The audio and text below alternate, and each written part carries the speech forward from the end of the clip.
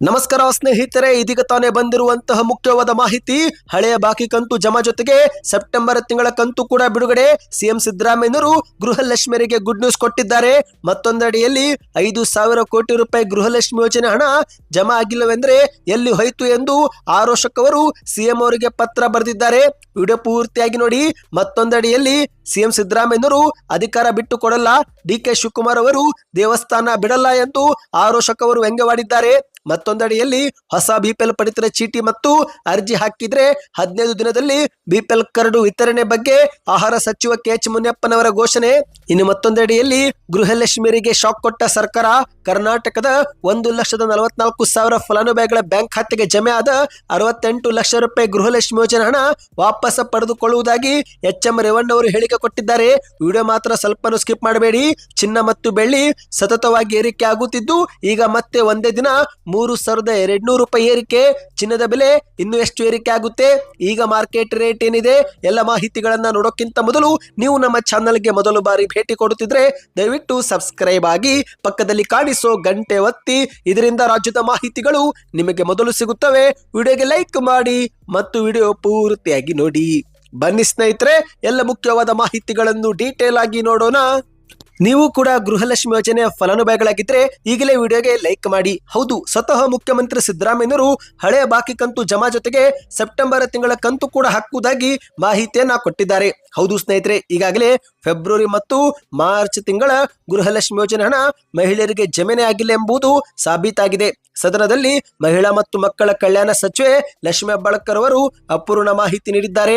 ಸದನವನ್ನು ದಾರಿ ತಪ್ಪಿಸಿ ಸುಳ್ಳು ಮಾಹಿತಿ ಕೊಟ್ಟಿದ್ದಾರೆ ಎಂದು ಬಿಜೆಪಿ ನಾಯಕರು ಸರ್ಕಾರದ ವಿರುದ್ಧ ಆಕ್ರೋಶ ಹೊರಹಾಕಿದ್ದು, ಈ ಎಲ್ಲ ಆರೋಪಗಳ ಬಗ್ಗೆ ಮುಖ್ಯಮಂತ್ರಿಯವರು ಪ್ರತಿಕ್ರಿಯಿಸಿ ಗುಡ್ ನ್ಯೂಸ್ ಕೊಟ್ಟಿದ್ದಾರೆ. ಹೌದು ಸ್ನೇಹಿತರೆ, ಫೆಬ್ರವರಿ ಮತ್ತು ಮಾರ್ಚ್ ತಿಂಗಳ ಕಂತು ಯಾಕೆ ಜಮೆ ಆಗಿಲ್ಲವೆಂದ್ರೆ ಹಣಕಾಸು ಇಲಾಖೆಯಿಂದ ಹಣವೇ ಬಿಡುಗಡೆ ಆಗಿಲ್ಲ ಎಂದು ಸಿಎಂ ಅವರು ತಿಳಿಸಿದ್ದಾರೆ. ಹೌದು, ಈ ಬಗ್ಗೆ ಪರಿಶೀಲಿಸಿ ಶೀಘ್ರದಲ್ಲೇ ಹಣ ಹಾಕುವುದಾಗಿಯೂ ಕೂಡ ಘೋಷಣೆ ಮಾಡಿದ್ದಾರೆ.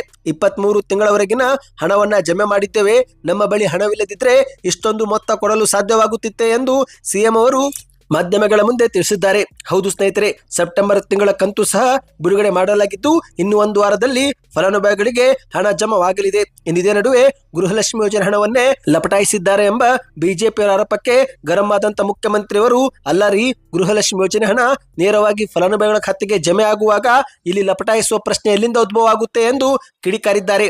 ಹಣವನ್ನು ಯಾರು ಕೂಡ ತೆಗೆದುಕೊಳ್ಳಲು ಆಗುವುದೇ ಇಲ್ಲ, ಇದು ನೇರ ವರ್ಗಾವಣೆ, ಹಾಗಾಗಿ ಯಾರು ಕೂಡ ಹಣ ಲಪಟಾಯಿಸಲು ಆಗೋದಿಲ್ಲ, ಹಣಕಾಸು ಇಲಾಖೆಯಿಂದಲೇ ಹಣ ಬಿಡುಗಡೆ ಆಗಿದ್ದಿಲ್ಲ ಎಂದು ಸಿಎಂ ಅವರು ಮತ್ತೊಮ್ಮೆ ಉಚ್ಚರಿಸಿದ್ದಾರೆ.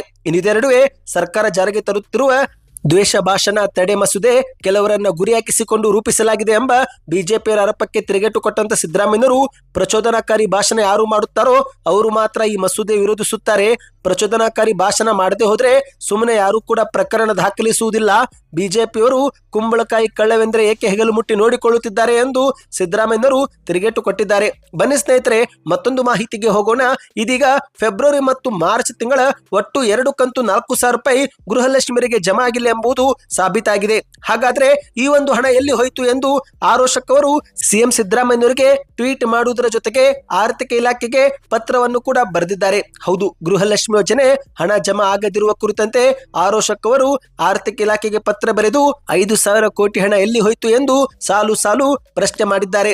ಫೆಬ್ರವರಿ ಮತ್ತು ಮಾರ್ಚ್ ತಿಂಗಳ ಹಣದ ಬಗ್ಗೆ ಆರೋಶಕ್ ಅವರು ಪ್ರಶ್ನೆ ಎತ್ತಿದ್ದಾರೆ. ಹೌದು ಸ್ನೇಹಿತರೆ, ಸತ್ಯದ ಮೇಲೆ ಪ್ರಮಾಣ ವಚನ ಸ್ವೀಕರಿಸಿರುವಂತಹ ಮುಖ್ಯಮಂತ್ರಿ ಸಿದ್ದರಾಮಯ್ಯನವರು ನನ್ನ ಪ್ರಶ್ನೆಗಳಿಗೆ ಪ್ರಾಮಾಣಿಕ ಉತ್ತರ ಕೊಡಿಸುವ ಮೂಲಕ ಕರ್ನಾಟಕದ ಜನತೆಗೆ ಸತ್ಯ ದರ್ಶನ ಮಾಡಿಸುತ್ತಾರೆ ಎಂಬುದು ನನ್ನ ನಂಬಿಕೆ ಆಗಿದೆ ಎಂದು ಆರೋಶಕ್ ಅವರು ಟ್ವೀಟ್ ಮಾಡಿದ್ದಾರೆ. ನೀವು ಸ್ಕ್ರೀನ್ ಮೇಲೆ ಒಂದು ಪತ್ರದ ಫೋಟೋ ನೋಡ್ತಿರಬಹುದು ಸ್ನೇಹಿತರೆ.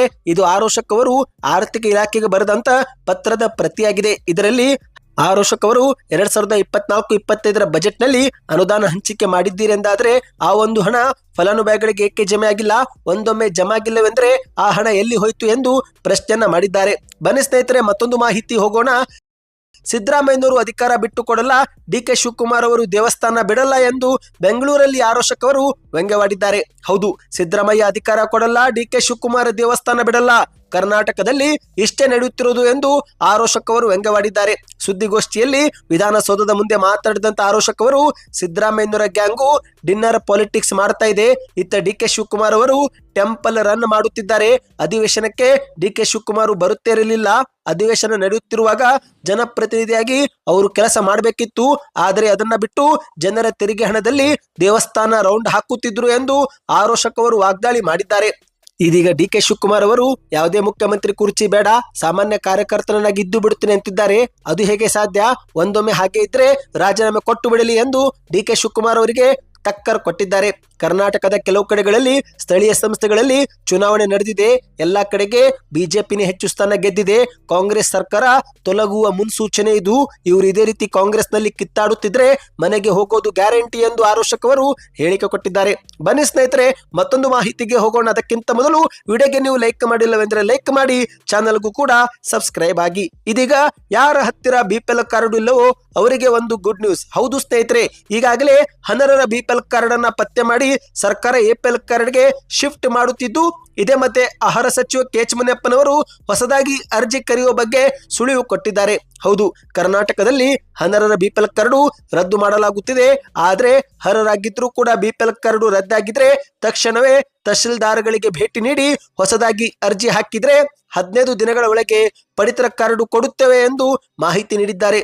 ಅಷ್ಟು ಮಾತ್ರವಲ್ಲ ಸ್ನೇಹಿತರೆ, ದೊಡ್ಡ ದೊಡ್ಡ ಆಸ್ತಿ ಇರುವರು ಕೂಡ ಬಿಪಿಎಲ್ ಕಾರ್ಡು ಹೊಂದಿದ್ದು ಆ ಒಂದು ವಿಚಾರವಾಗಿ ಅದನ್ನ ಪತ್ತೆ ಹಚ್ಚುವ ಕೆಲಸ ನಡೀತಾ ಇದೆ. ಶೀಘ್ರವೇ ಅಂತವರ ಬಿಪಿಎಲ್ ಕಾರ್ಡು ಕೂಡ ರದ್ದು ಆಗಲಿದೆ. ಇನ್ನು ಹೊರ ರಾಜ್ಯಗಳಿಗೆ ಪಡಿತರ ಅಕ್ಕಿ ಕಳ್ಳ ಸಾಗಾಣಿಕೆ ಮಾಡಿರುವ ವಿಚಾರವಾಗಿ ಈಗಾಗಲೇ ನಾವು ಕ್ರಮ ಜರುಗಿಸಿದ್ದು, ಒಟ್ಟು ಹಲವಡೆಯಲ್ಲಿ 574 ಜನರನ್ನು ಅರೆಸ್ಟ್ ಮಾಡಿದ್ದೇವೆ. ಕಠಿಣ ಕ್ರಮವೇ ಜರುಗಿಸಿದ್ದೇವೆ. ಇನ್ನು ಮುಂದೆ ಮತ್ತೆ ಹೀಗೆ ಆದ್ರೆ ನಾವು ಸುಮ್ಮನೆ ಇರೋದಿಲ್ಲ ಎಂದು ಹೇಳಿಕೆಯನ್ನು ಕೊಟ್ಟಿದ್ದಾರೆ. ಇನ್ನು ಇದೇ ಮತ್ತೆ ಇಂದಿರಾ ಕಿಟ್ ವಿಚಾರವಾಗಿ ಮಾತನಾಡಿದಂತ ಮುನಿಯಪ್ಪನವರು ಅಕ್ಕಿ ಹೆಚ್ಚಾಯಿತು ಎಂಬ ಭಾವನೆ ಇದೆ, ಹಾಗಾಗಿ ಹೊಸ ಯೋಜನೆ ಜಾರಿಗೆ ಮಾಡುತ್ತಿದ್ದೇವೆ. ಶೀಘ್ರವೇ ಇಂದಿರಾ ಕಿಟ್ ಹೊಸ ಯೋಜನೆ ಜಾರಿಗೆ ಮಾಡುತ್ತೇವೆ. ಜನವರಿ ಅಥವಾ ಫೆಬ್ರವರಿ ವೇಳೆಯಲ್ಲಿ ಈ ಒಂದು ಆಹಾರ ಕಿಟ್ ನೀಡುವ ಯೋಜನೆ ಜಾರಿಗೆ ಆಗಿ ತೊಗರಿಬೇಳೆ, ಸಕ್ಕರೆ, ಉಪ್ಪು ಸೇರಿ ಅಡುಗೆ ಎಣ್ಣೆ ಮತ್ತು ಇತರೆ ಆಹಾರ ಪದಾರ್ಥ ವಿತರಣೆ ಮಾಡುತ್ತೇವೆ ಎಂದು ಮುನಿಯಪ್ಪನವರು ತಿಳಿಸಿದ್ದಾರೆ. ಇನ್ನು ಹೊಸದಾಗಿ ಬಿಪಿಎಲ್ ಕಾರ್ಡು ಶೀಘ್ರವೇ ಕರೆಯುತ್ತೇವೆ. ಮೊದಲು ಅನರ್ಹರನ್ನ ರದ್ದು ಮಾಡಿ ಎಪಿಎಲ್ಗೆ ಪರಿವರ್ತನೆ ಮಾಡುತ್ತೇವೆ ಎಂದು ಮುನಿಯಪ್ಪನವರು ಮಾಹಿತಿ ಕೊಟ್ಟಿದ್ದಾರೆ. ಸ್ನೇಹಿತರೆ, ಬನ್ನಿ ಇದೀಗ ಮತ್ತೊಂದು ಶಾಕಿಂಗ್ ಮಾಹಿತಿಗೆ ಹೋಗೋಣ. ಗೃಹಲಕ್ಷ್ಮಿಯರಿಗೆ ಒಂದು ಶಾಕಿಂಗ್ ಮಾಹಿತಿ. ಹೌದು ಸ್ನೇಹಿತರೆ, 1.44 ಲಕ್ಷ ಮಹಿಳೆಯರ ಬ್ಯಾಂಕ್ ಖಾತೆಯಿಂದ 68 ಲಕ್ಷ ರೂಪಾಯಿ ಹಣವನ್ನ ವಾಪಸ್ ಪಡೆದುಕೊಳ್ಳುವ ಬಗ್ಗೆ ಎಚ್.ಎಂ. ರೇವಣ್ಣವರು ಮಾಹಿತಿ ಕೊಟ್ಟಿದ್ದಾರೆ. ಅಂದಹಾಗೆ ಸ್ನೇಹಿತರೆ, ಇತ್ತೀಚೆಗಷ್ಟೇ ಸಚಿವ ಲಕ್ಷ್ಮೀ ಹೆಬ್ಬಾಳ್ಕರ್ ಅವರು ಮೃತಪಟ್ಟ ಗೃಹಲಕ್ಷ್ಮಿಯರ ಬ್ಯಾಂಕ್ ಖಾತೆಗೆ ಹಣ ಜಮಾ ಆಗಿದ್ರೆ ಆ ಒಂದು ಹಣವನ್ನು ಬ್ಯಾಂಕ್ನವರೇ ವಾಪಸ್ ತೆಗೆದುಕೊಳ್ಳಬೇಕು ಎಂಬ ಕುರಿತಂತೆ ಸೂಚನೆ ಕೊಟ್ಟಿದ್ದೇವೆ ಎಂಬ ಹೇಳಿಕೆ ಕೊಟ್ಟಿದ್ರು. ಈಗ ಇದೇ ಮಧ್ಯೆ ಎಚ್.ಎಂ. ರೇವಣ್ಣವರು ಸಹ ಮಂಗಳೂರಲ್ಲಿ ಶಾಕಿಂಗ್ ಹೇಳಿಕೆ ಕೊಟ್ಟಿದ್ದಾರೆ. ಗೃಹಲಕ್ಷ್ಮಿ ಯೋಜನೆಯ ಫಲಾನುಭವಿಗಳಲ್ಲಿ 1.44 ಲಕ್ಷ ಮಂದಿ ಮೃತಪಟ್ಟ ಬಳಿಕವೂ ಕೂಡ ಅವರ ಬ್ಯಾಂಕ್ ಖಾತೆಗೆ ಸುಮಾರು 68 ಲಕ್ಷ ರೂಪಾಯಿ ಹಣ ಜಮೆ ಆಗಿದ್ದು, ಹಾಗಾಗಿ ಈ ಒಂದು ಹಣ ಶೀಘ್ರವೇ ವಾಪಸ್ ಪಡೆದುಕೊಳ್ಳುವ ಬಗ್ಗೆ ಚರ್ಚೆ ಸಭೆ ಮಾಡುತ್ತಿದ್ದೇವೆ ಎಂದು ಹೇಳಿಕೆಯನ್ನ ಕೊಟ್ಟಿದ್ದಾರೆ. ಹೌದು ಸ್ನೇಹಿತರೆ, ನೇರ ನಗದು ಪಾವತಿ ವ್ಯವಸ್ಥೆ ಆಗಿರುವುದರಿಂದ ಫಲಾನುಭವಿಗಳು ಮೃತಪಟ್ಟ ಬಳಿಕವೂ ಕೂಡ ಅವರ ಖಾತೆಗೆ ಹಣ ಜಮೆ ಆಗಿದೆ. ಹಾಗಾಗಿ ಅದು ಗೊತ್ತಾಗುತ್ತಿಲ್ಲ. ಈ ಒಂದು ಹಣ ಜನರದ್ದಾಗಿದೆ, ಹಾಗಾಗಿ ಅದನ್ನ ಹಿಂಪಡೆಯಲು ಪ್ರಯತ್ನ ನಡೆದಿದೆ ಎಂದು ಮಾಧ್ಯಮಗಳ ಮುಂದೆ ತಿಳಿಸಿದ್ದಾರೆ. ಕಾಂಗ್ರೆಸ್ ಸರ್ಕಾರದ ಗ್ಯಾರಂಟಿ ಕಟ್ಟ ಕಡೆಯ ಫಲಾನುಭವಿಗಳಿಗೂ ಕೂಡ ತಲುಪಬೇಕು ಎಂಬ ಉದ್ದೇಶವಿದ್ದು, ಅದಕ್ಕಾಗಿಯೇ ಗ್ಯಾರಂಟಿ ಅನುಷ್ಠಾನ ಸಮಿತಿಗಳನ್ನು ರಚಿಸಲಾಗಿದೆ. ಎಲ್ಲ ಯೋಜನೆಗಳ ಫಲ ಪ್ರತಿಯೊಬ್ಬರಿಗೆ ಸಿಗಬೇಕಾದಂತ ಹೊಣೆ ಈ ಒಂದು ಸಮಿತಿ ಮೇಲೆ ಇದೆ ಎಂದು ಗ್ಯಾರಂಟಿ ಅನುಷ್ಠಾನ ಯೋಜನೆ ಸಮಿತಿ ಅಧ್ಯಕ್ಷರಾಗಿರುವ ಎಚ್.ಎಂ. ರೇವಣ್ಣವರು ತಿಳಿಸಿದ್ದಾರೆ. ನಿಮ್ಮ ಬ್ಯಾಂಕ್ ಖಾತೆಗೆ ಗೃಹಲಕ್ಷ್ಮಿ ಯೋಜನೆ ಕಂತುಗಳು ಪ್ರತಿ ತಿಂಗಳಿಗೆ ಜಮೆ ಆಗುತ್ತಿದ್ದವ? ಕಮೆಂಟ್ ಮಾಡಿ ಸ್ನೇಹಿತರೆ, ಇದರಿಂದ ಒಂದು ಉತ್ತಮ ಫೀಡ್ಬ್ಯಾಕ್ ಸಿಗುತ್ತೆ. ಬನ್ನಿ ಇದೀಗ ಕೊನೆಯ ಮಾಹಿತಿಯು ಕೂಡ ನೋಡೋಣ. ಚಿನ್ನದ ಬೆಲೆ ಮತ್ತೆ ಒಂದೇ ದಿನ 3,200 ರೂಪಾಯಿ ಏರಿಕೆಯಾಗಿದೆ. ಹೌದು ಸ್ನೇಹಿತರೆ, ದೇಶ ಮಾತ್ರವಲ್ಲ ಅಂತಾರಾಷ್ಟ್ರೀಯ ಮಾರುಕಟ್ಟೆಯಲ್ಲೂ ಕೂಡ ಚಿನ್ನ ಮತ್ತು ಬೆಳ್ಳಿ ದರಗಳು ಏರಿಕೆ ಆಗುತ್ತಿವೆ. ಆದರೆ ಸ್ನೇಹಿತರೆ, ಇಲ್ಲಿ ಗಮನಿಸಬೇಕಾದಂತ ವಿಷಯವೇನೆಂದ್ರೆ ಚಿನ್ನಕ್ಕಿಂತ ಬೆಳ್ಳಿ ಸಖತ್ತಾಗಿ ಏರಿಕೆ ಕಾಣ್ತಾ ಇದೆ. ಯಾಕಂದ್ರೆ ದೊಡ್ಡ ದೊಡ್ಡ ಕೈಗಾರಿಕೆಗಳಲ್ಲಿ ಇರುವಂತಹ ಯಂತ್ರ ತಯಾರಿ ಮಾಡುವ ವೇಳೆ ಬೆಳ್ಳಿಯನ್ನ ಬಳಕೆ ಮಾಡಲಾಗುತ್ತಿದ್ದು, ಹಾಗಾಗಿ ಬೆಳ್ಳಿಗೆ ಬೇಡಿಕೆ ಹೆಚ್ಚಾಗಿದೆ. ಇದೀಗ ಭಾರತೀಯ ಮಾರುಕಟ್ಟೆಯಲ್ಲೂ ಕೂಡ ಮತ್ತೆ ಚಿನ್ನ ಮತ್ತು ಬೆಳ್ಳಿ ಬೆಲೆ ಏರಿಕೆ ಮುಂದುವರೆದಿದೆ.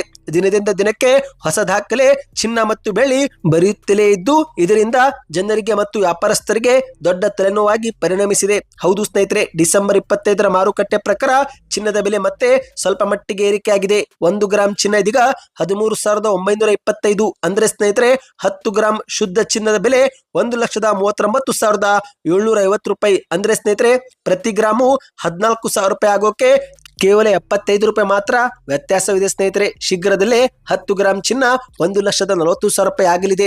ನಿಮ್ಮ ಪ್ರಕಾರ ಚಿನ್ನದ ಬೆಲೆ ಕುಸಿತವಾಗಬೇಕು, ಇನ್ನಷ್ಟು ಏರಿಕೆ ಆಗಬೇಕು? ನಿಮ್ಮ ಅನಿಸಿಕೆಗಳನ್ನ ಕಮೆಂಟ್ ಮಾಡಿ ತಿಳಿಸಿ. ಎಲ್ಲ ಮಾಹಿತಿಗಳು ಇಷ್ಟವಾಗಿದ್ರೆ ಚಾನಲ್ಗೆ ಸಬ್ಸ್ಕ್ರೈಬ್ ಮಾಡಿ. ಇದೇ ರೀತಿ ರಾಜ್ಯದ ಮಾಹಿತಿಗಳು ನಿಮಗೆ ಸಿಗುತ್ತಿರುತ್ತವೆ.